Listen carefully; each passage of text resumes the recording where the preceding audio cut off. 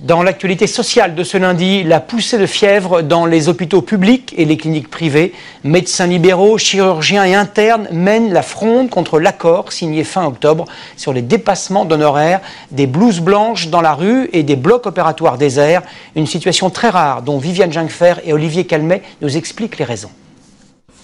C'est un médecin très en colère qui écrit à son amie d'enfance, la ministre de la Santé, Marisol Touraine.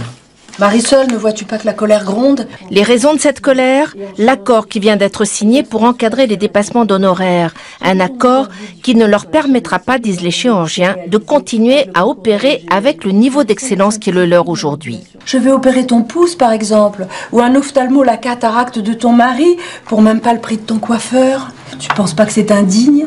Autre initiative qui a fait des émules, sur cette page Facebook, déjà près de 39 000 personnes en un mois, des médecins, des jeunes, des vieux, du privé, du public, qui se sentent pris pour des pigeons. Mais on n'est pas pris que pour des pigeons, on est pris pour des nantis, des privilégiés. Aujourd'hui, on nous discrédite auprès de nos patients. Donc, complément d'honoraires, il est là juste pour pallier le fait que les tarifs de la sécurité sociale n'ont jamais évolué en 25 ans. Le ras-le-bol aussi des médecins de demain, les internes, manifestés nombreux cet après-midi.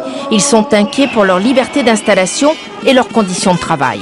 Les conditions de travail des internes qui sont désastreuses pour nombre d'entre eux, avec des semaines de travail de 70-100 heures, des gardes, le repos de sécurité n'est pas respecté. Ce qui me blesse actuellement, c'est la stigmatisation des médecins, qu'on nous fasse passer un petit peu pour les méchants dans l'affaire, comme si c'était nous qui étions responsables des dépenses de santé.